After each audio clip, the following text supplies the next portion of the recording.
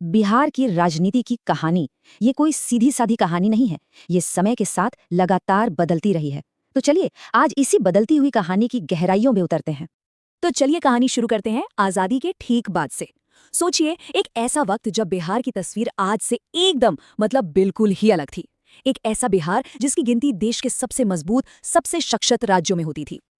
जी हाँ, वो सच में बिहार का एक सुनहरा दौर था। नेहरू का समय था और पूरा राज्य विकास की राह पर आगे बढ़ रहा था।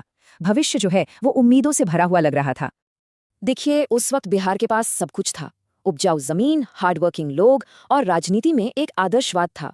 डॉक्टर श्री कृष्ण सिंह जैसे बड़े नेताओं ने विकास की एक मजबूत नींव रखी थी। लेकिन कहते हैं ना, वक्त हमेशा एक सा नहीं रहता। और बिहार की इस कहानी में भी एक बहुत बड़ा मोड़ आने वाला था। और ये बदलाव आया एक बहुत बड़े आंदोलन से। एक ऐसा आंदोलन जिसने बिहार की राजनीति की दिशा हमेशा के लिए बदल दी। हुआ ये कि जैसे जैसे लोकतंत्र और मजबूत होता गया, राजनीति का फोकस बदलने लगा। अब वो जनभावनाओं से ज्यादा जातीय समीकरणों की तरफ झुकने लगी थी। और फिर आया 70 का दशक। जेपी आंदोलन ने मानो एक नई आग ही लगा दी। भ्रष्टाचार हटाओ, ये नारा हर गली कूचे में गूंज रहा था और युवा सड़कों पर उतर आए थे। और पता है, इसी आंदोलन की आग से वो दो चेहरे निकले जो आने वाले कई दशकों तक बिहार की राजनीति पर छाए रहने वाले थे। वो दो चेहरे थे। एक तरफ लालू प्रसाद यादव, जो पिछड़ों और गरीबों की एक बुलंद आवाज बनकर उभरे, और दूसरी तरफ नीतीश कुमार, जो विकास के एक शांत रणनीतिकार के तौर पर जाने गए। तो अब बात करते हैं लालू यादव के दौर की। एक ऐसा समय जिसमें एक तरफ सामाजिक सशक्तिकरण हुआ तो दूसरी तरफ प्रशासनिक गिरावट भी देखने को मिली। लालू यादव का ये नारा, अब भूरे बाल वाले नहीं चलेंगे, ये सिर्फ एक नारा नहीं था। ये उस पूरे दौर की राजनीति का निचोड़ था। इसका सीधा मतलब था कि अब ऊंची जातियों का शासन खत्म हो रहा है। इस एक नारे ने गांव-गांव में, पिछड़े वर्गों में एक नई जान फूंक दी। गरीबों को पहली बार ऐसा लगा कि हाँ, कोई है जो उनकी भाषा बोल रहा है, उनके हक की बात कर रहा है।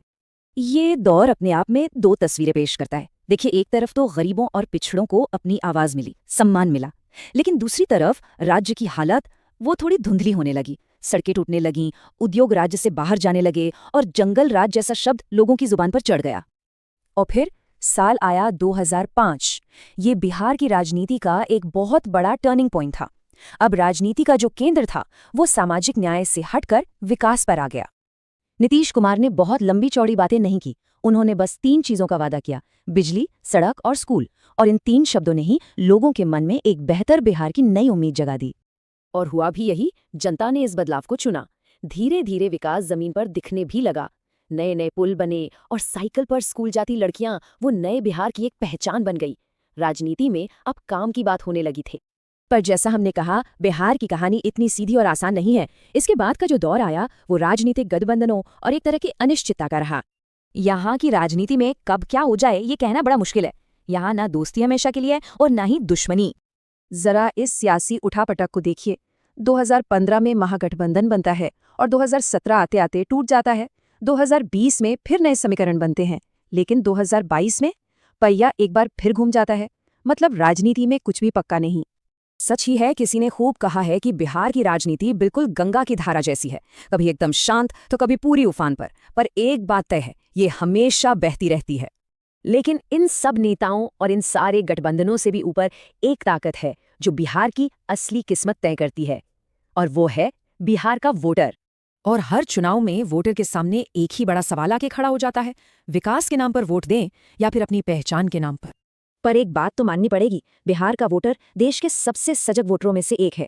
वो सब कुछ सुनता है, सब कुछ देखता है, चाय की दुकान पर घंटों बहस करता है, लेकिन आखिर में चुपचाप जाकर अपना फैसला सुना देता है। तो बिहार की राजनीति असल में सिर्फ कुर्सी की लड़ाई नहीं है। ये तो यहाँ के लोगों की उम्मीदों, उनके सपनों और उनके संघर्षों का एक आईना है। हर चुनाव एक नया अध्याय लिखता है। कभी लालू राज की यादें ताज़ा हो जाती हैं तो कभी नीतीश मॉडल की बातें होने लगती हैं। पर इस कहानी का नायक कौन होगा, इसका फैसला आज भी वो आम इंसान ही करता है जो चुपचाप लाइन में खड़ा होकर अपना वोट डालता है।